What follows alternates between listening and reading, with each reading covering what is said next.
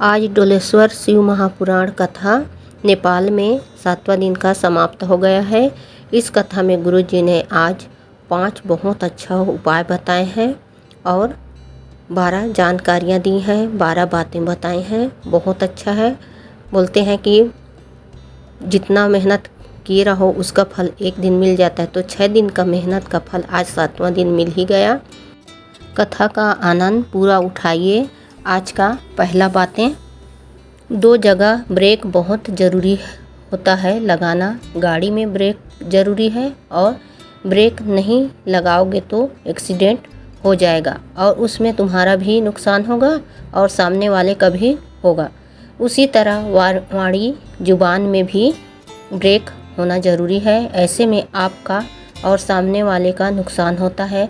आप कितने ही सुंदर हो, आपका आँखें बहुत अच्छी है, आप बहुत सुंदर हो, मगर आपकी वाणी में मधुरता नहीं है, तो आप किसी को सम्मान नहीं दे पा रहे हैं, तो आपकी सुंदरता का कोई मतलब नहीं है। आज का दूसरा बातें, कई लोग कहते हैं हमारे घर के पास शिव मंदिर नहीं है, या कई लोग ऐसा भी कहते हैं शिवलिंग पर जल नहीं चढ़ाने देते।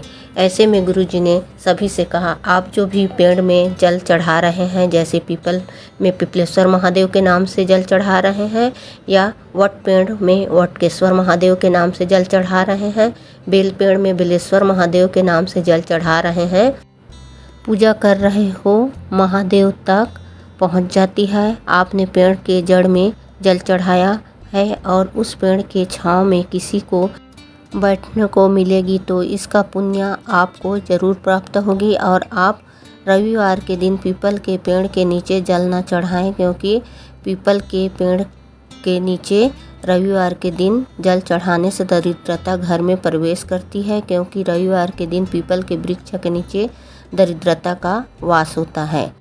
तीसरा उपाय, आज गुरुजी पशुपतिनाथ व्रत का विधि बताए हैं। पशुपतिनाथ व्रत में 5 सोमवार का व्रत किया जाता है। यदि बीच में रजोधर्म आ जाता है या सोमवार को कोई और व्रत पड़ जाती है, तब आपको सोमवार को नहीं गिनना चाहिए। जैसे आपके पशुपतिनाथ व्रत वाले दिन कोई अन्य व्रत आ जाता है, तो आप अन्य व्रत ही धारण करें। उस दिन पशुपतिनाथ व्रत न रखें। सुबह भोलेनाथ की पूजन की थाली ले जाकर पूजन किया जाता है। पशुपतिनाथ व्रत में सुबह आप 1 दीपक ले जा सकते हैं और सुबह की पूजन की थाली में इतना चंदन अक्षत रखें जिसका उपयोग आप शाम के पूजा में भी कर सकें। इसके बाद शाम को प्रसाद बनाकर प्रसाद को और साथ में 6 दिए लेकर शिव मंदिर जाना होता है। आप शाम को प्रदोष काल में जाकर पूजन कर सकते हैं। इसके बाद 6 दिए आप जमीन पर रखें, नीचे रखें, शिव जी के सामने रखें और 6 में से आपको 5 दिए लगाने हैं। 6 दिया को ज़मीन में रखना होता है। ये नहीं कि आप एक वापस ले जाना है तो थाली में ही रखे रहने दें। आपको 6 दिया ज़मीन पर शंकर भगवान के सामने रखना होता है, जिसमें से आपको 5 दिया अपना कामना करते हुए जला देना है। प्रसाद भोलेनाथ के सामने रखें और उन्हीं के सामने प्रसाद का 3 हिस्सा करें। आपको पहले से 3 हिस्सा नहीं करना है। पूजन करिए और शाम को गुरुजी शाम को जल की अभिषेक करने के लिए मना कर रहे हैं, तो नहीं करना है। शाम को जल नहीं भी चढ़ाएंगे तो भी चलेगा। इसके बाद आपको 1 दीपक को और प्रसाद का 1 भाग अपने थाली में वापस रख लेना है और घर आ जाना है। पहले सोमवार को ही मनोकामना भोलेनाथ को बोल देना है। हर सोमवार को मनोकामना बोलने की ज़रूरत नहीं है। घर आने के बाद घर के मुख्य द्वार पर सीधे हाथ की ओर जो 1 दिया मंदिर से लेकर आए हैं उसे जला देना है। बाबा से निवेदन करना है, बाबा ये मेरा घर है, आपको इस घर में कृपा बनाए रखना और मेरी ये मनोकामना पूरी करने के लिए कृपा करना। इसके बाद घर के अंदर प्रवेश करें और भोजन करने के पहले वो प्रसाद का भाग अपने लेकर आए हैं, वो भाग आप पहले खाना खाएं, उसके बाद आप अपना भोजन ग्रहण करें। इस प्रसाद को आपको किसी और को नहीं देना है, सिर्फ आपको ही लेना है। इस बात का आपको ध्यान रखना है। 5 सोमवार आपको ऐसे ही करना है। आपको सुबह और शाम का पूजन करना है। 5वें सोमवार के शाम को मंदिर में 11 या 21 जो आप दक्षिणा नारियल के साथ ले जाना है और साथ में कोई भी 108 सामग्री ले जाना है। आप चाहो तो चावल, गेहूँ, मूंग की 108 दाने ले जा सकते हैं। बेलपत्ती भी ले जा सकते हैं। कोई भी चीज़ 108 अर्पित करना है। श्री शिवाय नमस्तुभ्यम बोलते हुए दक्षिणा और नारियल को शिवलिंग को टच कराकर थोड़ा दूर रख देना है और 108 चीज़ें शिवलिंग पर अर्पित कर देना है। बस आपको इतना ही करना है। जिस मंदिर में पहला उपवास किया हो 5 सोमवार, उसी मंदिर में आपको पूजा करना है। यदि आप किसी सोमवार में बाहर गए हैं, जैसे आप उस मंदिर में पूजा नहीं कर पा रहे हैं, किसी अन्य जगह पर गए हुए हैं, अपने मायके चले गए हैं, तो आप उस सोमवार को व्रत जरूर करना, पर पूजा नहीं करना, नहीं वो व्रत गिनती होगा। इस बात का भी ध्यान रखना है। पशुपतिनाथ व्रत में कुछ समझ नहीं आया होगा तो पूछ लीजिएगा।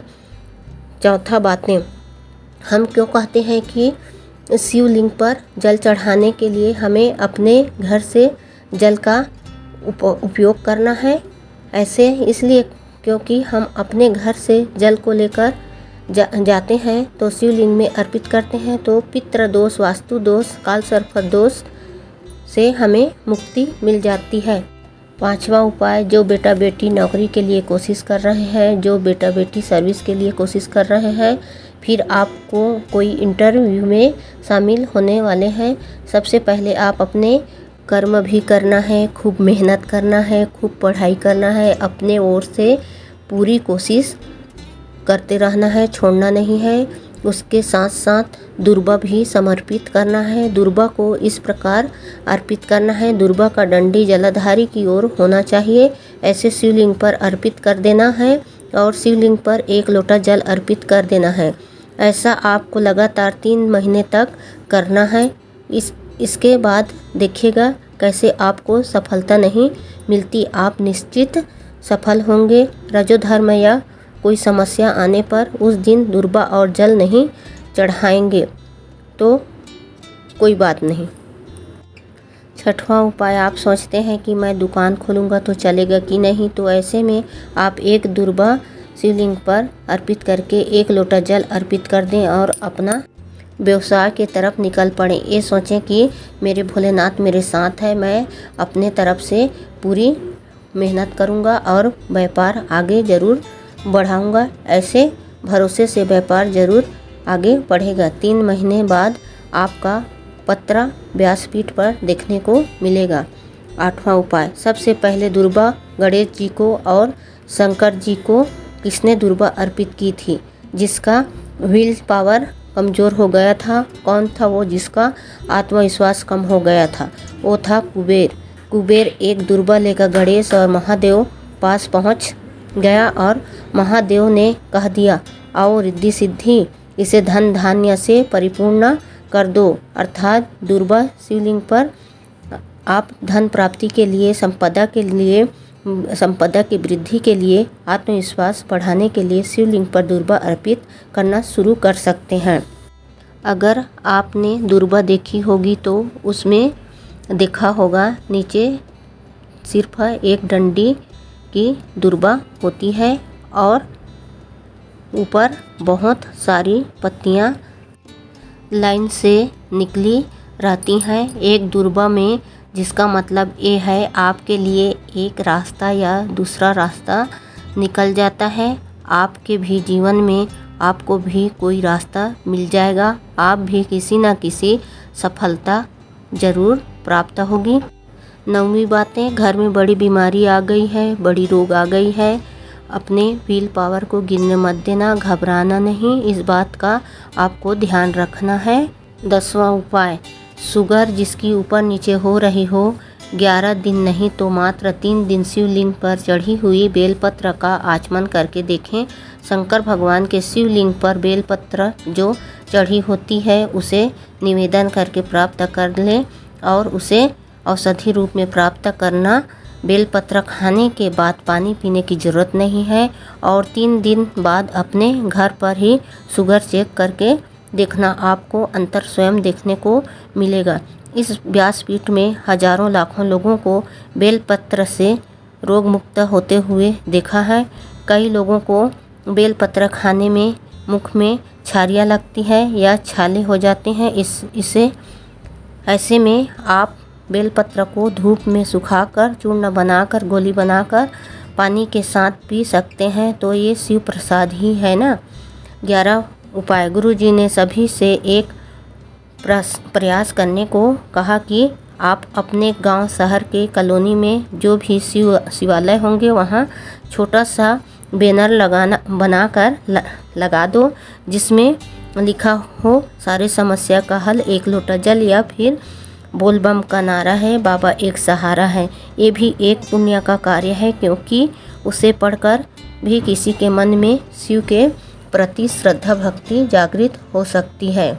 12वां बातें। गुरुजी ने कहा, कई लोगों ने हमसे कहा है कि 10 जून से 14 जून तक भोपाल में कथा है। इसके बाद 15 जून को आकर रुद्राक्ष प्राप्त कुबेश्वर धाम से कर लेंगे और 16 जून को जन्म उत्सव भी मना लेंगे, क्योंकि गुरुजी का जन्म 16 जून को आने वाला है।